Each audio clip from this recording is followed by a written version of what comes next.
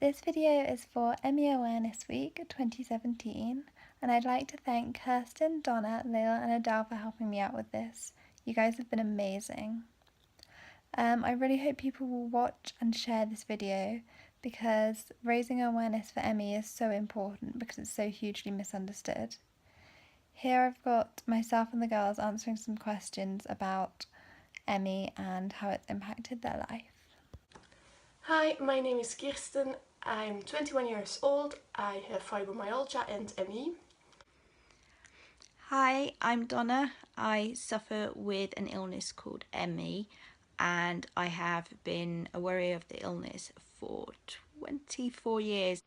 Hi, my name is Layla. I am 18 and I am from Southern California. Hello, my name is Adele. I am 29. I'm from Lancashire. I have got ME. Hey, I'm Beth. I'm 20 and I'm from Southwest England, and I have myalgic encephalomyelitis. How long have you been ill for when you were diagnosed? That would be 10 years. I was diagnosed when I was just 14 years old. I've been ill for 4.5 years now. I got originally sick in October 2012, but diagnosed with ME in April 2013. I was diagnosed in 2015, but I suspect that it started in 2013 when I was pregnant with my only daughter. I've been ill from about my 18th birthday. I was diagnosed with suspected ME in about October or November 2015, and then was diagnosed with ME in March 2016. I want people to know that this is a very serious illness. It's not taken very serious by people at all. People think it's tiredness and laziness, and it really isn't. This is extreme fatigue where you can't talk. It's extreme fatigue where brushing your teeth is a cardio workout. There's times where you're too tired to eat or to talk, and there is pains, there is sickness, there is headaches. Basically, it is a very life-changing illness, and people need to realise that it can be dangerous. What I want people to know about this illness that it's not just being tired, it's a lot more than that, and the fatigue is not just everybody's normal everyday tired. What I want people to know about my illness is that there's no cure. So there's this common misconception that you get ill, you go to the doctors, they give you medicine, and you get better. But there's no cure for this, so I don't know whether I'm going to get better or whether I'm going to spend the rest of my life like this unwell. If I didn't have ME, I'd be studying at university. I would be dancing. I miss my dancing. I miss having the option of going out and dancing. I miss having the option of just dancing around in my lounge without the payback, and without being able to, be bedridden after a few days after. If I didn't have ME right now, I would be graduating high school in a few months and I would be getting ready for college. I miss just being able to do without thinking about it. Just leaving the house, not worrying about payback, not worrying about wondering whether after I've got dressed if I'll still be able to go out or if that was just wasted energy. I miss being able to work. I miss being able to see my friends. Just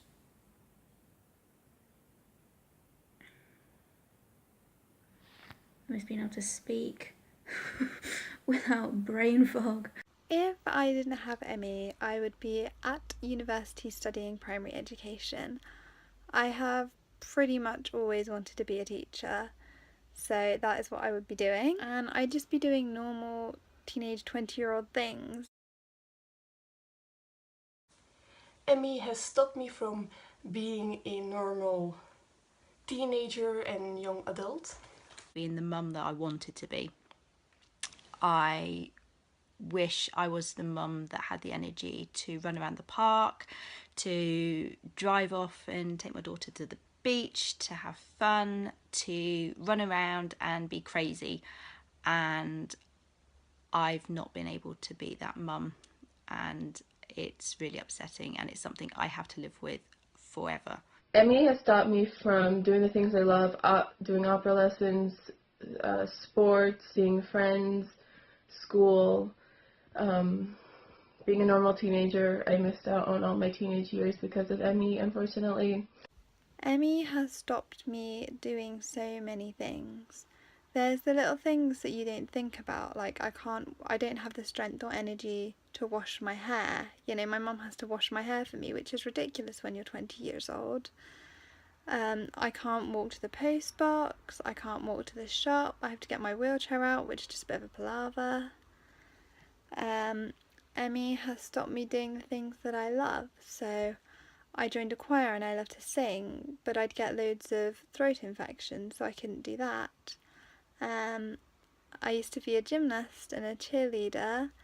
I doubt I could even do a cartwheel anymore. So it stopped me cheerleading and dancing and doing all the things that I love. Do you know what caused your ME? I have absolutely no idea. I don't even think doctors have an idea. I got ME by glandular fever when I was 12, which developed into ME.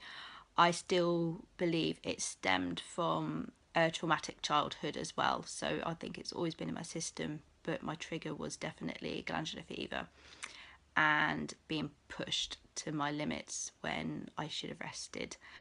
I got ME because I got hand-foot-mouth disease, and my immune system just gave up. And I also have Ehlers-Danlos syndrome, which is a connective tissue disorder. I had a terrible pregnancy. Not your typical, like, horrendous morning sickness or anything like that. I just started with ME symptoms, basically. I didn't get better. I honestly don't know what caused my ME. When I was little, I was always pretty healthy. I got stomach bugs and colds, but nothing serious. Then around my 18th birthday, I got a chest infection, which we have now found out was pneumonia. But I was like, it's 18, I'm 18, you only turn 18 once, let's have fun and party. And then I did get better from that, but never like 100% better. Like, I just couldn't understand what was wrong with me. And I remember going to cheerleading the next week, and me and my coach having a conversation, just going, I don't understand, you know, you're strong, why is this not working? And yeah, a week after that we realised I had ME. So I don't know if it was the chest infection, the stress. Some people think it might be down to like Lyme's disease, although I have been tested for that and I haven't got that. Or HPV vaccination, which I've had. I honestly don't know. Have you got better or worse? I definitely got worse over the years. I've got better. I was better with ME for 13 years. I kind of lived a normal life where I controlled my ME. I wouldn't say I recovered, it didn't go anywhere. I just learned to control it, and I was lucky enough to have very good working career and being a mum. But I still had ME, so I still had to be very careful. And then last year, out of nowhere, I just crashed into the biggest relapse I have ever had in the whole 24 years. And it's been a huge learning curve yet again, where I have to relearn the illness and my body and my life because of this damn illness. So it's, again, life-changing and very upsetting and very frustrating, and people need to be aware that it is a proper and serious illness that has no cure. So thank you. Have I got better or worse?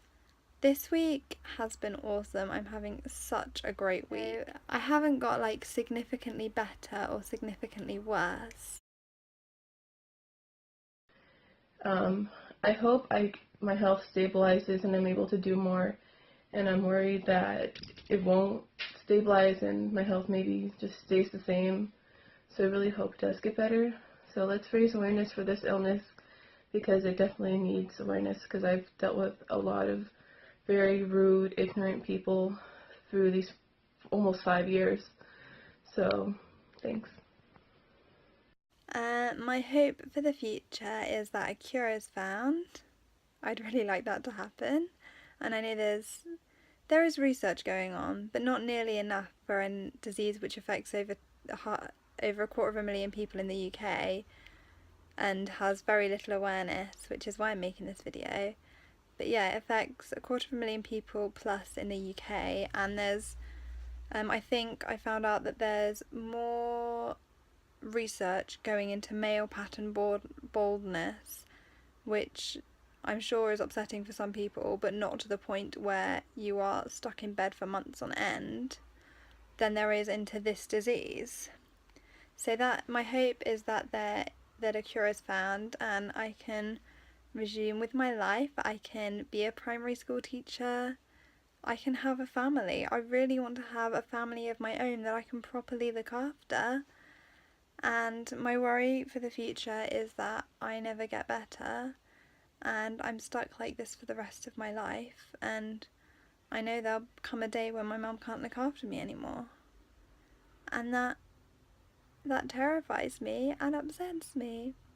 And there's nothing that I can do about it except for raise awareness, which is what I'm doing right now.